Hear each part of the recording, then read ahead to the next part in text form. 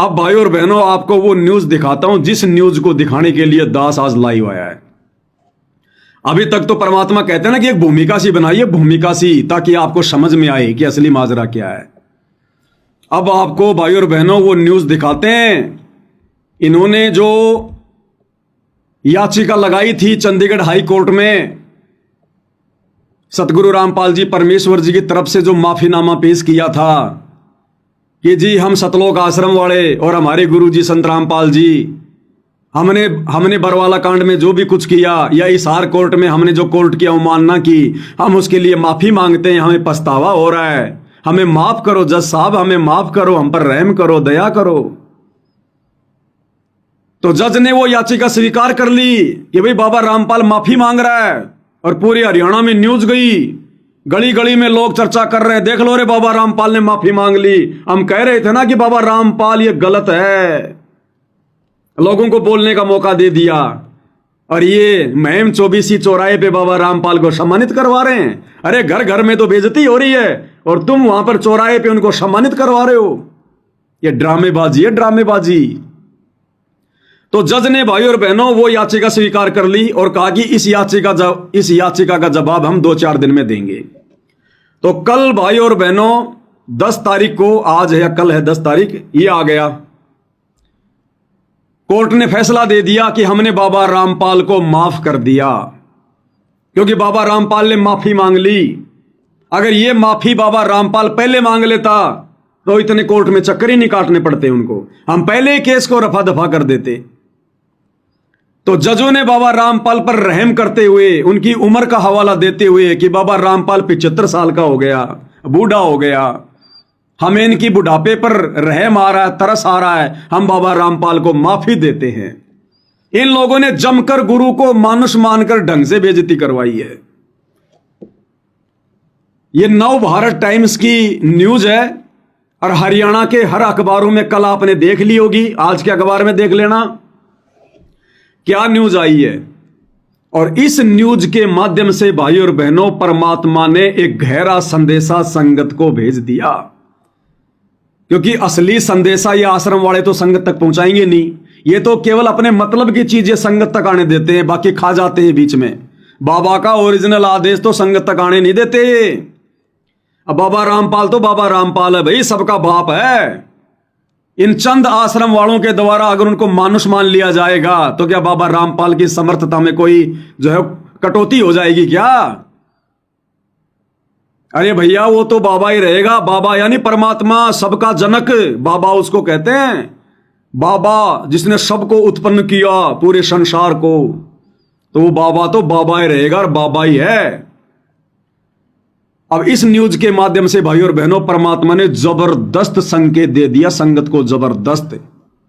जो बातें दास ने वीडियो की शुरुआत में कही थी कि अब दया धर्म का खेल खत्म, वो डेडलाइन बाबा रामपाल ने समाप्त कर दी इस न्यूज के माध्यम से कि बच्चों अब आगे का समय, तुम जीवोगे या मरोगे, सफल होगे असफल होगे, अब ये तुम्हारी मर्यादाओं पर निर्भर करेगा। जैसी तुमने बीज डाला था भक्ति पर, वैसी फसल तुम काटोगे। अब अपने गुरु से कोई उम्मीद मत करना किसी प्रकार की, कोई भी। गुरु ने अपनी तरफ से आशीर्वाद देना बंद कर दिया। अब समय सीमा समाप्त हो चुकी है। जिस प्रकार एग्जाम का टाइम पूरा होने के बाद में घंटी बजा दी जाती है, सबकी आंसर शीट ले ली जाती है, फिर कोई कुछ नहीं लिख सकता। तो बाबा रामपाल ने अब वो समय सीमा समाप्त कर दी है। ये बातें आश्रम वाले संगत को नहीं बताते, लेकिन परमात्मा ने अखबार के माध्यम से संकेत कर दिया। संगत नहीं समझ पाई, परमात्मा ने अपने बच्चों पर दया करी और इस न्यूज को पढ़ते ही समझ लिया कि गुरु जी का क्या संदेशा है। तो दास आपको ये विस्तार से समझाएगा, आपको बाकी न्यूज भी दास बीच बीच में आपको पढ़ाएगा। मेन पॉइंट आपको मैं यहां दिखा दूंगा स्क्रीन पर। और ये जो न्यूज है, इस न्यूज की लिंक मैंने ऊपर टाइटल में डाल दिया, देख लेना भाई। इस वीडियो के ऊपर जो टाइटल है ना, उसके नीचे नीचे इसका लिंक दिया हुआ है। ये पूरी न्यूज देख लेना आप जी। दास आपको पढ़ा रहा है कि क्या कोई संदेशा बाबा रामपाल ने हिसार जेल से दे दिया है। अगर कोई समझ सके तो समझ जाना, नहीं तो दुर्गति तय है। तो सबसे पहले तो आपके सामने है नव भारत टाइम्स। हिसार जेल में बंद रामपाल ने 11 साल बाद पंजाब हरियाणा हाई कोर्ट से माफी मांगी। अब ये न्यूज हरियाणा में जा रही है। अरे क्या सोच रही होगी दुनिया, और तुम जयकारे लगवा रहे हो उन गांव वालों का पानी निकाल के झूठे, यो भगवान आ रहा है, यो भगवान आ रहा है, और इधर घर घर में बाबा रामपाल की तुम लोगों ने बेइज्जती करवा दी। हिसार जेल में बंद रामपाल ने 11 साल बाद पंजाब हरियाणा हाई कोर्ट से माफी मांगी। जानिए क्या था वह मामला। पंजाब हरियाणा हाई कोर्ट ने स्वयंभू धर्मगुरु संत रामपाल के खिलाफ अदालत की अवमानना का मामला बंद कर दिया। यानी हिसार की कोर्ट में एक न्यायालय की अवमानना का मुकदमा चल रहा था। जब गुरुजी हिसार की कोर्ट में गए थे 2014 में, तो इन आश्रम वालों ने वकीलों के साथ में झगड़ा कर दिया था। वकीलों ने मीटिंग करके और कोर्ट में अर्जी लगा दी। वो मुकदमा गुरुजी के ऊपर ठोक दिया गया, क्योंकि राष्ट्रीय समाज सेवा समिति के जो कमांडो थे, इन्होंने गुरुजी की सिक्योरिटी की जिम्मेदारी ले रखी थी। ये ठेकेदार बने हुए थे गुरुजी के बॉडीगार्ड। इन्होंने वकीलों के साथ में झगड़ा कर लिया और वहां मुकदमा लग गया। वो मुकदमा लग गया गुरुजी के ऊपर।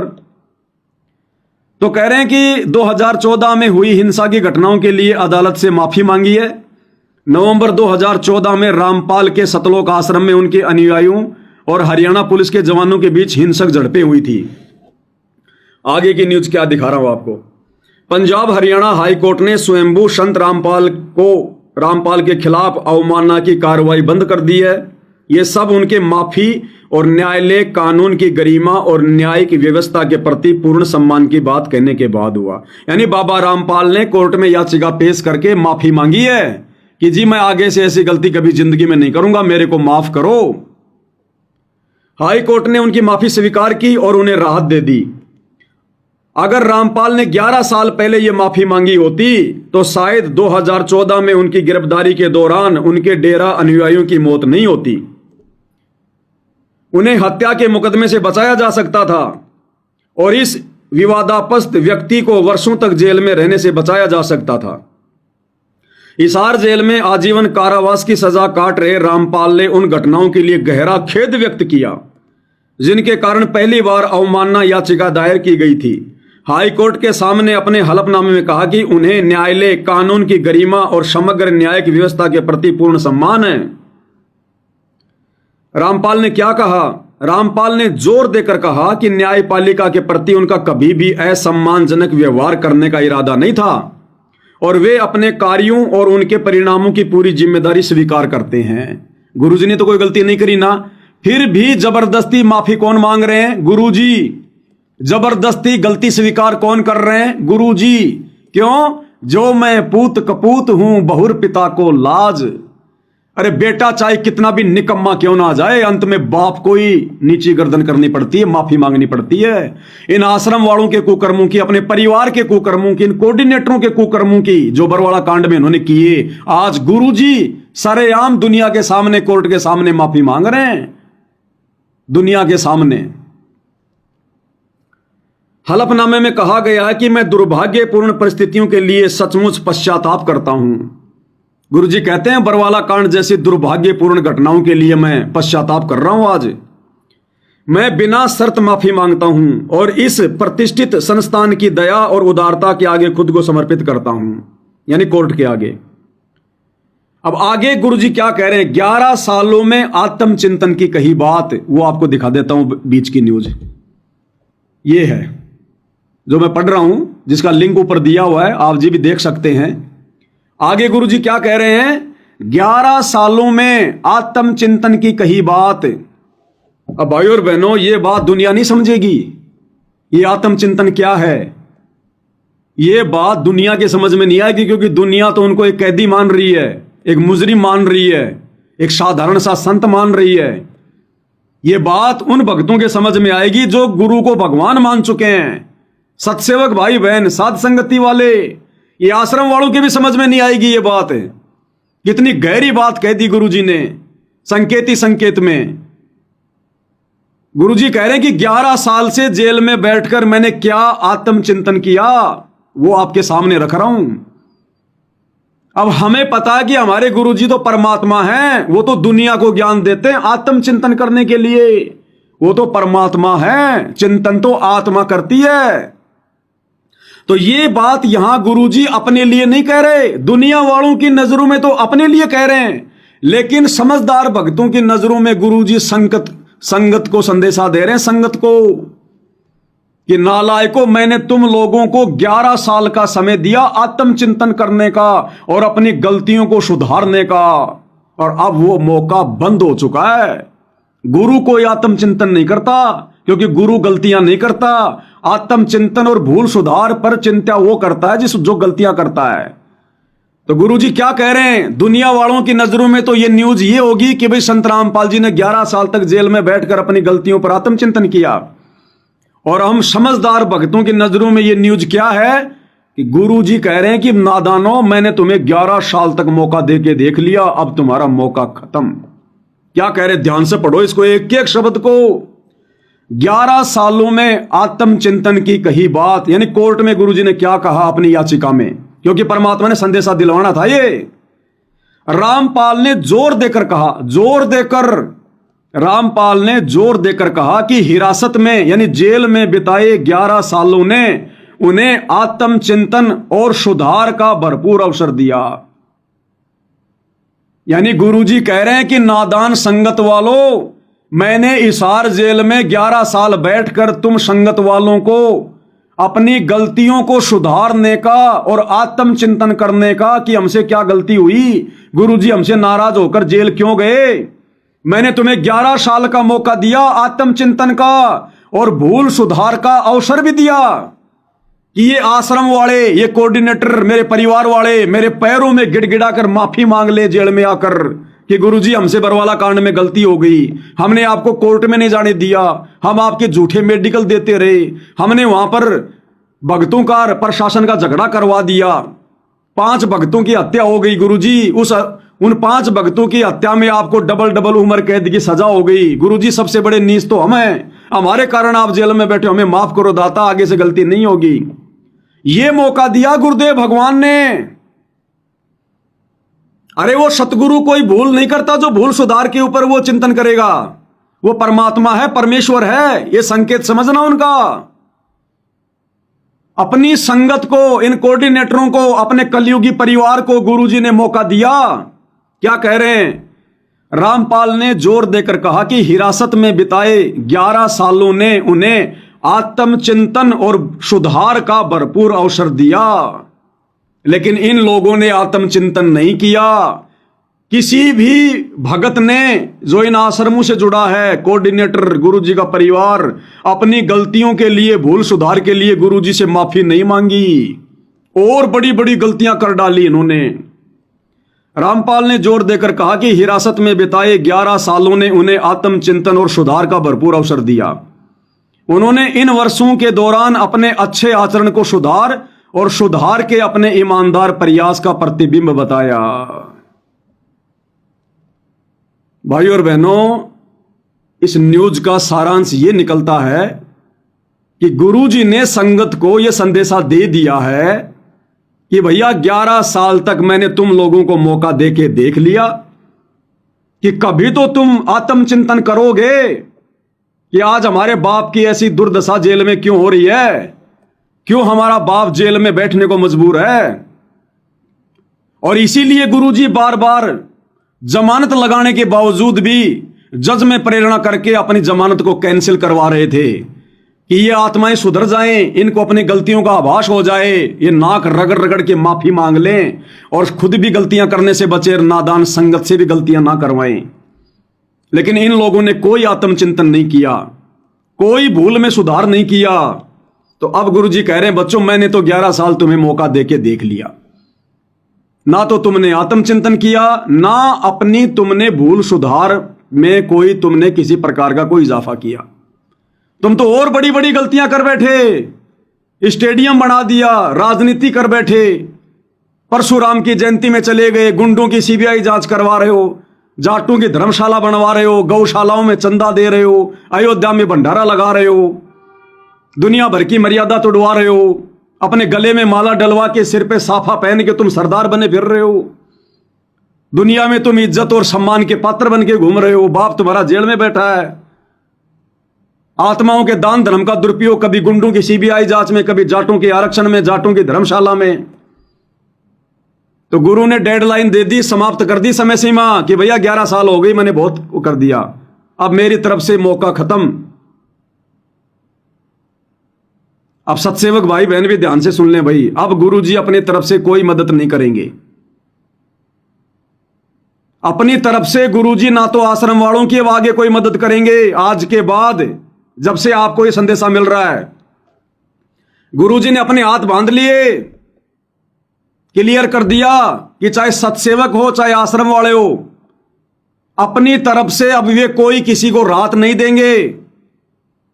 किसी का अच्छा जीवन होगा, कोई बचेगा, कोई सुख में रहेगा तो उसके अपने संस्कार, जैसी उसने भक्ति करी है, जैसे उसने अच्छे कर्म किए हैं, जैसी उसने मर्यादा निभाई है। और अगर कोई मरेगा, कोई कटेगा, कोई जड़ेगा, कोई भक्ति छोड़ेगा, तो भाई वो उसके कर्म, जैसे उसने भक्ति की है, मर्यादा निभाई है। अब आगे का समय जैसा आपने बीज बोया है वैसी फसल काटोगे, क्योंकि अब युग परिवर्तन का समय शुरू हो चुका है। 26, 27, 28 इन 3 सालों में गुरुजी ने अपने हाथ बांध लिए।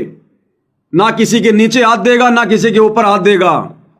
जो जैसा करेगा वैसा ही पाएगा, जिसने जैसा किया है वैसा ही पाएगा। जिसने जैसा पिछले 11 वर्षों से भक्ति मार्ग पर बीज बोया है वैसी फसल काटेगा अब वो। ये गुरुजी का स्पष्ट संकेत है भाई, ये न्यूज पढ़ लेना, मैंने ऊपर लिंक डाल दिया। अगर इसका दूसरा कोई मतलब निकलता हो तो मेरे को बता देना। जगत के हिसाब से तो इसका मतलब है कि संत रामपाल जी कह रहे हैं कि 11 साल तक मैंने खूब आत्मचिंतन किया मेरी गलतियों को सुधारने को लेकर। अरे सतगुरु क्या गलती करेगा? अरे सतगुरु क्या आत्मचिंतन करेगा? सतगुरु का ज्ञान लेकर तो दुनिया आत्मचिंतन करती है। सतगुरु गलती करेगा तो फिर हमें क्या सतलोक खाक लेकर जाएगा? तो सतगुरु ने अपने ऊपर यह बात कहकर और अब साथ संगति के माध्यम से संगत को स्पष्ट संदेशा दिलवा दिया कि नालायकों, यह संगत के लिए कह रहा हूं मैं। 11 साल हो गए तुम्हारे ड्रामे देखते हुए, और अब ये देखना भाई और बहनों आगे अब क्या खेल होगा। अब ड्रामेबाजी होंगी। पहले सतगुरु थोड़ा बहुत इनके साथ था, सतगुरु का आशीर्वाद था इन आश्रम वालों के साथ। अब सतगुरु ने यह संदेशा भिजवाकर वो आशीर्वाद भी हटा लिया। और जब सतगुरु का आशीर्वाद रहते रहते ये लोग इतनी बड़ी बड़ी गलतियां करते आ रहे हैं, तो अब क्या करेंगे ये? अब तो सारे काम मरने वाले करेंगे, मरने वाले संगत को मारने वाले। और अब हम सत्सेवक भाई बहनों भी बहुत सावधान। परमात्मा ने पूरी भक्ति विधि गुरु को प्रसन्न करने की क्या मर्यादा है, क्या नहीं है, कैसे हम दुखी होंगे, कैसे मर्यादा टूटेगी, कैसे सतगुरु नाराज होगा, साथ संगति के माध्यम से परमात्मा ने पिछले 10 वर्षों से पूरे खुलासे करवा दिए। और मालिक ने भरपूर आशीर्वाद दिया हमें, तभी तो हम रजोगुण से बचे, हम तमोगुण से बचे, सतोगुण से बचे। गुरु को परमात्मा मानकर भोग लगा रहे हैं, आरती उतार रहे हैं, मर्यादाओं के लिए इतने चिंतित हैं। सतगुरु ने खूब आशीर्वाद दिया, लेकिन सतगुरु समदृष्टि है। जब अपने हाथ खींच लेता है तो वो सबसे हाथ खींच लेता है। अब आगे हमें सतगुरु ने रास्ता बता दिया है साथ संगति के माध्यम से। इसी रास्ते पर दृढ़ होकर चलेंगे तो जान बचेगी, नहीं तो आरती उतारने वाले, भोग लगाने वाले भी अगर गलतियां करेंगे तो मरेंगे आने वाले समय में। यह संदेशा तुम्हारे सामने है, कोई दूसरा अर्थ निकलता हो तो मुझे बता देना भाई। उसकी जूती और मेरा सिर, अगर इस संदेशे का दूसरा कोई मतलब निकलता हो तो। हां, गुरु को मानुष मानने वाली आत्मा जरूर कहेगी ये तो गुरु जी अपनी गलतियों के लिए कह रहे हैं, क्योंकि वो तो गुरु को मानुष मानते हैं। मानुष तो भाई दिन में 100 गलतियां करेगा। आगे फिर क्या कह रहे हैं गुरुदेव भगवान, इसके आगे की न्यूज तो ये आपने पढ़ लिया। 11 सालों में आत्मचिंतन की कही बात। रामपाल ने जोर देकर कहा कि हिरासत में बिताए 11 सालों ने उन्हें आत्मचिंतन और सुधार का भरपूर अवसर दिया। अरे अंतर्यामी क्या आत्मचिंतन करेगा? अंतर्यामी क्या भूल सुधार करेगा, जिसको पहले सब कुछ मालूम होता है? उन्होंने इन वर्षों के दौरान अच्छे आचरण को सुधार और सुधार के अपने ईमानदार प्रयास का प्रतिबिंब किया। यानी भक्तों को मिट्टी से सोना बनाने का प्रयास किया सतगुरु ने, संदेशे भेज भेज के केवल सत्सेवक भाई बहन ही मिट्टी से सोना बन पाए, बाकी नहीं बन पाए। आगे फिर क्या कह रहे हैं, आगे की न्यूज क्या है वो भी आपको दिखा रहा हूं, ध्यान से देखिएगा। मैं उसको पढ़ूंगा, ये आपकी स्क्रीन पर सामने है, ये रही। आगे क्या कह रहे हैं सतगुरु, 2014 की घटना पर कहा मेरे नियंत्रण से बाहर। 2014 की घटना कौन सी, बरवाला कांड। उसके विषय में गुरुजी ने क्या कहा कि वो घटना, वो बरवाला कांड, वो भगत मेरे नियंत्रण से बाहर थे, यानी मेरी कोई बात नहीं मान रहे थे, मेरे आदेशों पर नहीं चल रहे थे। तो गुरु ने साफ साफ कर दिया, आंख फाड़ के देख लो, आज की न्यूज है ये। 2014 की घटना पर कहा मेरे नियंत्रण से बाहर। रामपाल ने 2014 की घटनाओं की दुर्भाग्यपूर्ण और टालने योग्य प्रकृति को स्वीकार किया। रामपाल ने कहा कि हालांकि ये घटनाएं उनके नियंत्रण से बाहर थी, यानी भगत अपनी मनमानी कर रहे थे, आश्रम वाले, उनके परिवार वाले, कोऑर्डिनेटर। गुरुजी कह रहे हैं वो सारी घटना मेरे नियंत्रण से बाहर थी, सतगुरु के वचन है ये। फिर भी उन्होंने पूरी जिम्मेदारी स्वीकार की और अदालत से माफी मांगी। जो मैं पूत कपूत हूं बहुर पिता को लाज। फिर भी गुरुजी कह रहे हैं कि मैंने माफी मांगनी पड़ी अंत में, इन निकम्मों ने माफी नहीं मांगी मेरे से। कहते मैंने कोर्ट से माफी मांगनी पड़ गई अंत में, दुखी होकर 11 साल इंतजार करके कि ये माफी मांगेंगे, माफी मांगेंगे, लेकिन इन निकम्मों ने माफी नहीं मांगी मेरे से। मैंने अंत में कोर्ट में माफी मांगनी पड़ी कि जी मैं जिम्मेदारी लेता हूं बरवाला कांड की। और आगे फिर लिखा हुआ कि मैं भविष्य में ऐसी कोई घटना को जन्म नहीं होने दूंगा, पूरी ईमानदारी के साथ में कहता हूं। ये बाकी न्यूज भाई और बहनों मैंने लिंक ऊपर सेंड कर दिया है, आप चेक कर लेना। समझदार आत्माएं समझ चुकी होंगी कि क्या संदेशा है आज का, क्योंकि दास कोई ऐसी वैसी बातों पर लाइव नहीं आता है। परमात्मा जो भी वीडियो बनवाते हैं एक विशेष संदेश युक्त होते हैं। अब इससे ज्यादा भाई और बहनों कुछ कह नहीं सकते। अब समय बहुत डेंजर है, बहुत भयंकर है। आज से पहले तो सतगुरु ने जैसे तैसे संभाल लिया, अब आश्रमों से जुड़े भाई बहनों की दुर्गतियां शुरू है, अब दुर्गतियां तेजी से। अगर कोई आश्रमों से जुड़ी आत्मा बचना चाहती है तो मौका है, साथ संगति से जुड़ जाओ इसी समय उन लोगों से नाता तोड़ के। पूरा का पूरा आश्रम बारूद के ढेर पर बैठा है। बारूद का ढेर यानी काल की गोद में बैठे हैं ये लोग सारे, कोऑर्डिनेटर, गुरुजी के परिवार वाले, जिनको तुम परम भगत मान रहे हो। अरे कम से कम थोड़ा बहुत ज्ञान को आधार बनाकर वर्तमान में इनके द्वारा किए गए इनको कर्मों को देखो। इनका कौन सा कर्म ज्ञान के अनुसार है, कौन सा कर्म ज्ञान के अनुसार है इनका। एक एक वचन इनका गुरुजी की मर्यादाओं से बाहर है। तो भाई और बहनों विचार कर लेना, अगर अपना जीवन बचाना चाहते हो तो मोक्ष तो गया बाढ़ में, मोक्ष की तो छोड़ दो तुम उम्मीद, लेकिन इस युग परिवर्तन के दौर में अगर सतयुग का मुंह देखना चाहते हो, खुद और अपने परिवार की सुरक्षा चाहते हो, तो अभी भी साथ संगति से जुड़ जाओ और रोजाना सतगुरु से नाक रगड़ रगड़ के माफी मांगो और सतगुरु को प्रसन्न करने के लिए ज्ञान को आधार बनाकर वो भक्ति क्रिया शुरू करो जो सत्सेवक कर रहे हैं।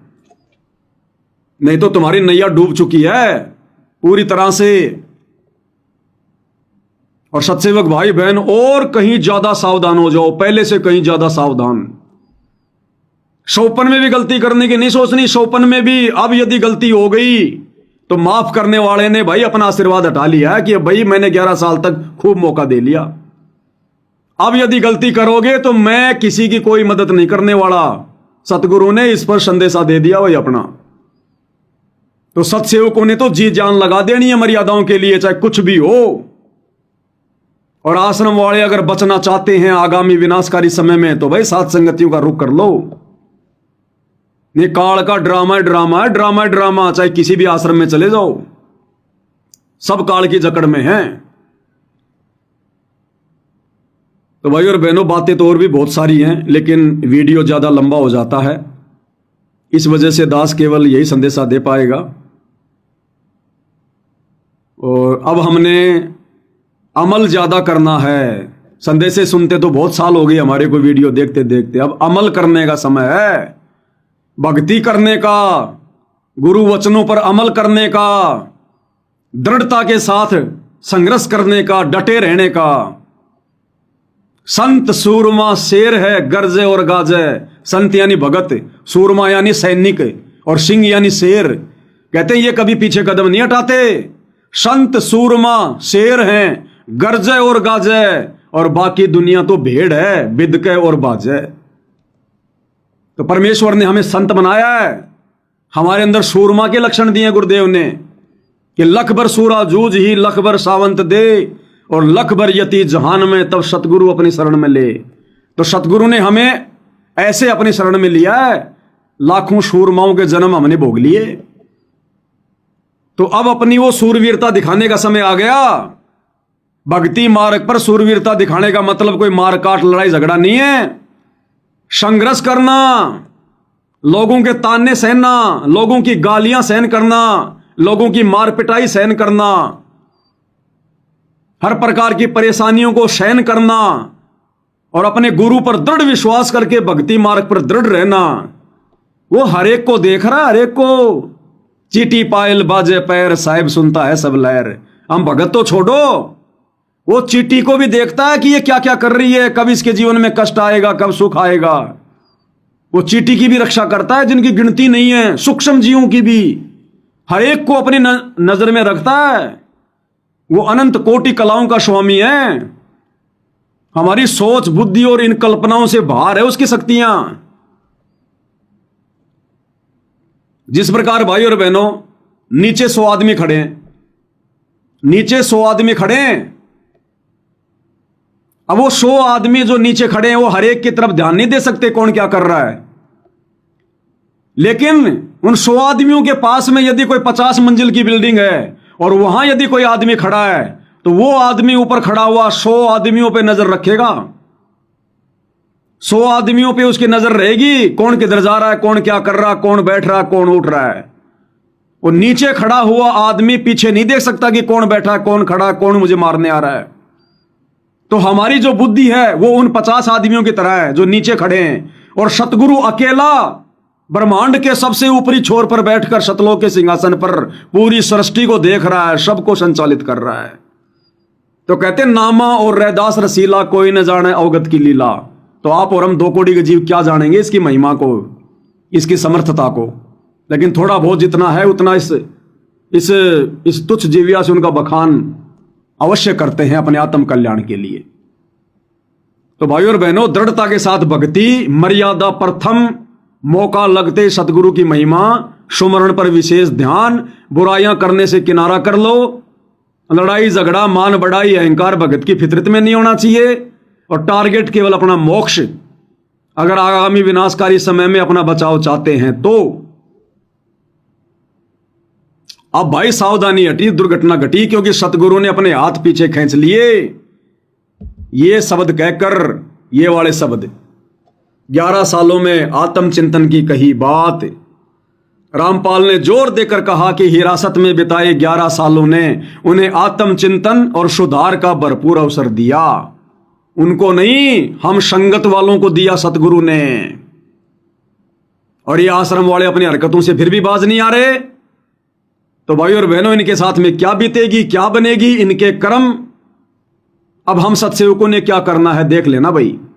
ठीक है, सतगुरु की महिमा तो करते रहेंगे, लाइव तो आते रहेंगे, वीडियो तो बनाते रहेंगे, लेकिन भाई और बहनों अब वही होगा जो जिसके संस्कार में होगा।